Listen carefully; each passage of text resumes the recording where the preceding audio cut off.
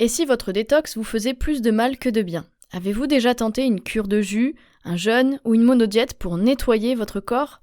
Mais avant de vous lancer, avez-vous pensé à l'état de votre intestin ?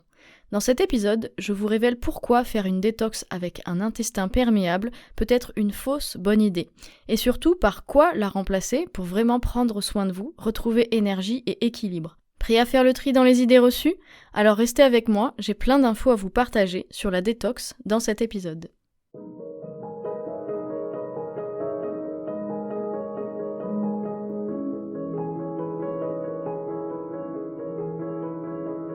Bienvenue dans Mange, Vie, Aime, le podcast nutrition holistique pour apprendre à nourrir corps, mental et âme et remettre la vie au centre.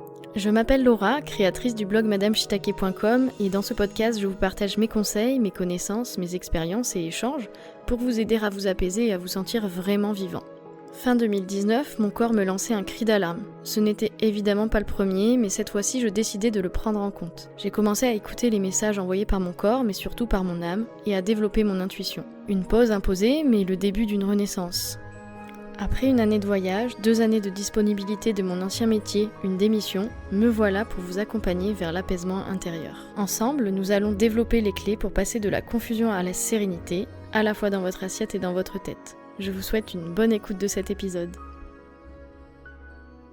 Hello et bienvenue dans ce nouvel épisode du podcast Mange, Vie, Aime.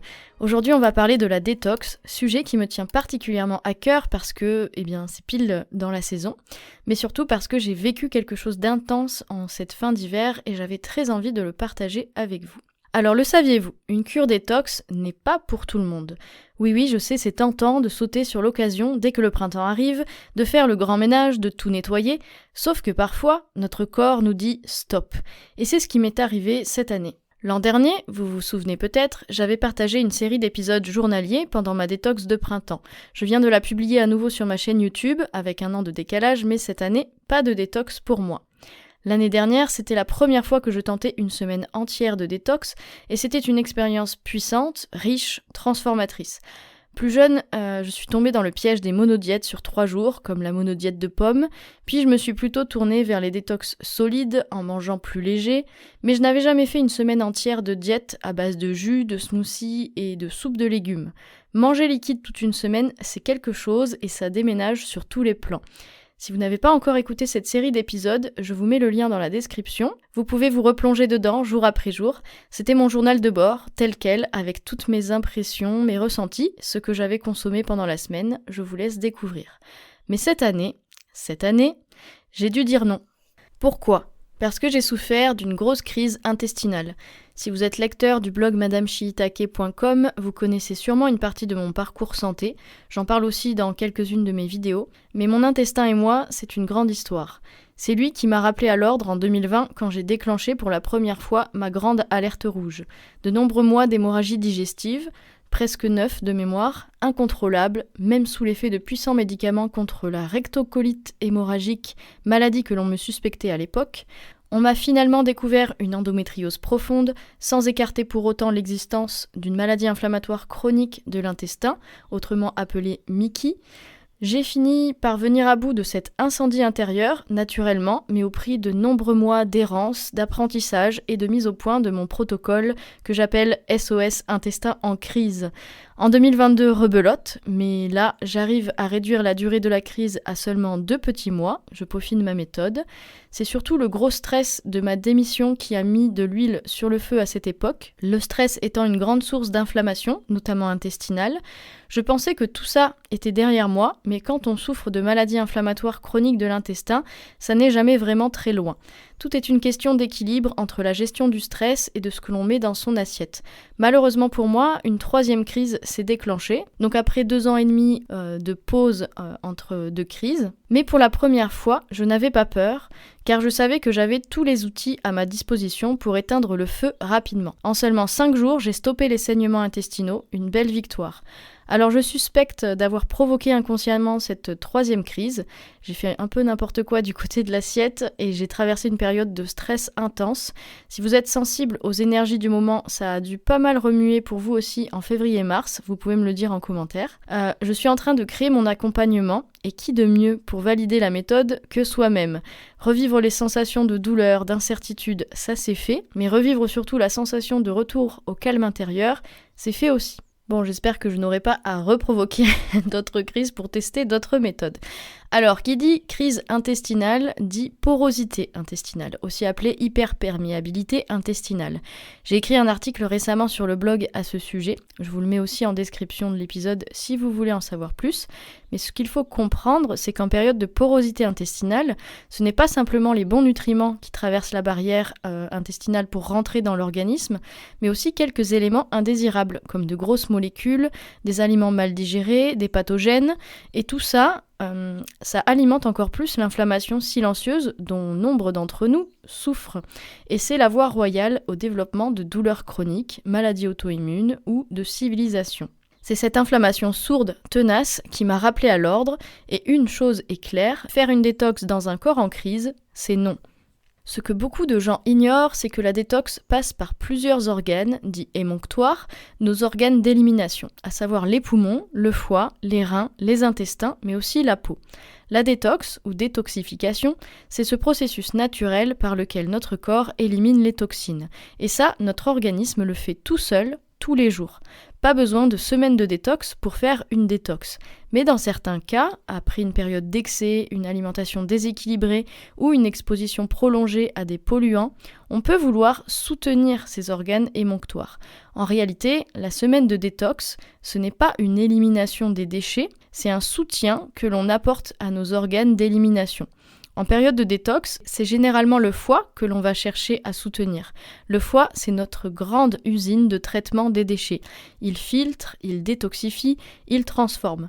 On parle souvent de ces fameuses 3 phases de détoxification. Pendant la phase 1, dite d'activation, le foie commence par transformer les toxines en substances intermédiaires. Ces premières transformations peuvent rendre les toxines encore plus réactives, donc potentiellement plus dangereuses. C'est donc une étape préparatoire.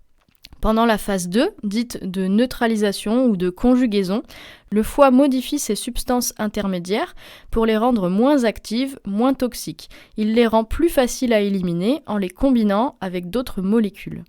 Pendant la phase 3, dite d'élimination, les substances sont dirigées vers les voies d'élimination. Celles qui sont solubles dans l'eau partent dans le sang, vont jusqu'aux reins et sont évacuées par les urines. Celles qui sont solubles dans les graisses sont envoyées vers la bile, puis l'intestin et éliminées dans les selles. Alors il faut savoir que la transpiration, contrairement à ce que l'on croit souvent, joue un rôle très limité dans l'élimination des toxines selon des études récentes. Oui, des polluants sont éliminés par la sueur, mais en quantité minime par rapport aux selles et aux urines. D'où l'idée d'une cure détox, on va aider notre foie à faire son travail grâce à l'assiette. On mange plus léger, on boit davantage. Une alimentation plus naturelle sera moins riche en polluants et toxiques qu'une alimentation industrielle avec son lot d'additifs et produits chimiques. En adaptant son alimentation, le foie a moins de travail à faire et donc peut se concentrer sur l'élimination de ce qui est déjà en stock. Jusque-là, rien de bien méchant, sauf que il y a un prérequis essentiel à la cure détox qu'on oublie trop souvent. Avoir des intestins en bonne santé.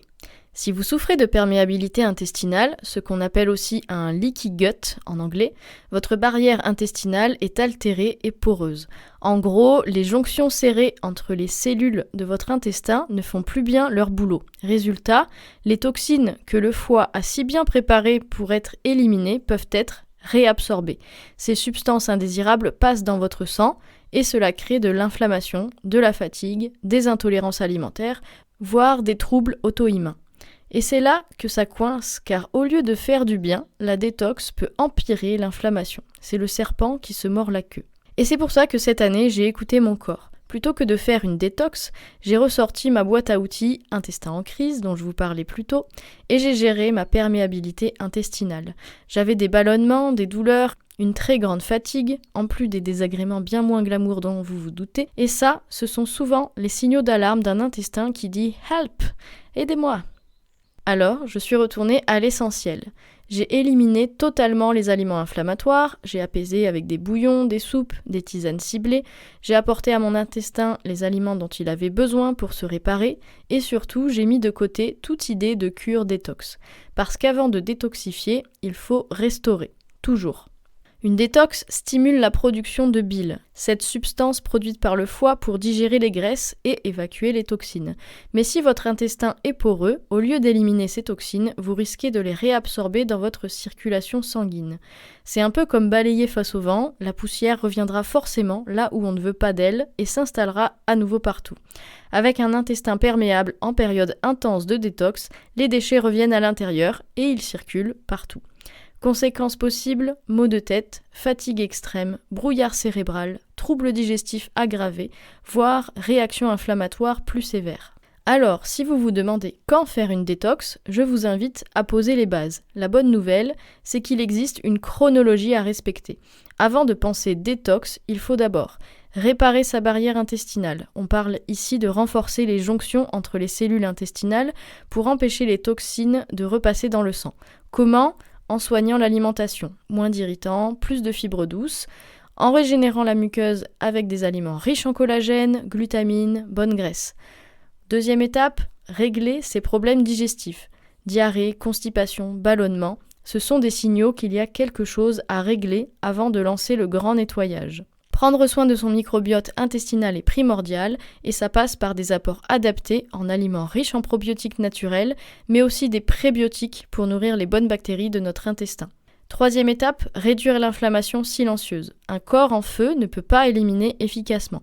Il est trop occupé à gérer le chaos interne. Donc, on calme, on apaise, on nourrit, via l'alimentation anti-inflammatoire, la gestion du stress et un meilleur sommeil.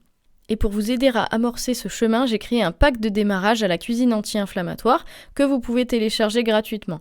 Vous y trouverez des conseils et astuces pour commencer tout en douceur. Le lien est dans la description.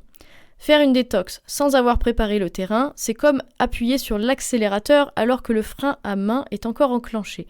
Alors cette année, pour moi, pas de jus, pas de smoothie en mode détox, mais beaucoup de douceur, de recentrage, de méditation, de respiration, de sieste aussi. Et je vous assure que mon corps a adoré. D'ailleurs, je suis partisane de l'idée que finalement une cure détox, ça a plus d'impact sur notre mental, sur notre mindset, pour nous apaiser de l'intérieur, plus que sur notre corps qui fait déjà très bien son boulot de détox naturellement tous les jours, grâce à une hygiène de vie et un mode de vie sain. J'ai réalisé que le vrai luxe, ce n'est pas de s'infliger une détox par obligation de saison, mais d'être en accord avec ses besoins. Et cette année, mon besoin, c'était de restaurer. Alors si vous hésitez, si votre digestion est chaotique, je vous le dis avec tout mon cœur, ce n'est pas le moment de faire une détox. Faire les choses dans l'ordre. Vous aurez tout le temps de détoxifier quand vous serez prêt. Une cure détox mal placée peut faire plus de mal que de bien si votre intestin est poreux. Avant toute détox, écoutez votre corps, entourez-vous de professionnels de santé qualifiés et surtout, allez-y étape par étape. Merci d'avoir été là pour ce partage, ce moment de vérité, un peu plus intimiste peut-être. Si cet épisode vous a parlé, pensez à le partager à quelqu'un qui envisage de faire une détox ou qui galère avec sa digestion. Et si vous ne l'avez pas encore fait, abonnez-vous à la chaîne ou au podcast selon où vous écoutez. Je vous dis à très vite pour un nouvel épisode de Mange, Vie, Aime. Prenez bien soin de vous, en douceur toujours. C'est la fin de cet épisode. Merci à vous de l'avoir écouté jusqu'au bout. S'il vous a plu, abonnez-vous à ce podcast pour ne pas rater les prochains. Pour le soutenir, m'encourager, vous pouvez mettre de belles étoiles et un commentaire sur votre plateforme d'écoute. Je vous invite à partager cet épisode à ceux qui seraient intéressés par son sujet ou à le partager sur vos réseaux sociaux. Si vous voulez en découvrir plus en attendant, vous faites sûrement partie de la team des curieux, je vous invite à vous rendre sur mon site, madameshitake.com. Vous y trouverez une section blog où je vous partage encore plein de conseils, de réflexions, mais aussi des recettes de cuisine saines et gourmandes. Vous pouvez me suivre dans mon quotidien sur Instagram, @madameshitake, où je vous partage quelques coulisses de mes projets. Et pour finir, vous pouvez demander à recevoir votre pack de démarrage de la cuisine anti-inflammatoire, via le lien que je vous laisse en description pour faire votre premier pas vers l'apaisement. D'ici le prochain épisode, prenez bien soin de vous, à tous les niveaux, nourrissez votre corps, votre âme, vivez plein d'émotions, et n'oubliez pas que quand on est bien dans son assiette, on est bien dans sa tête, et vice versa. À très vite.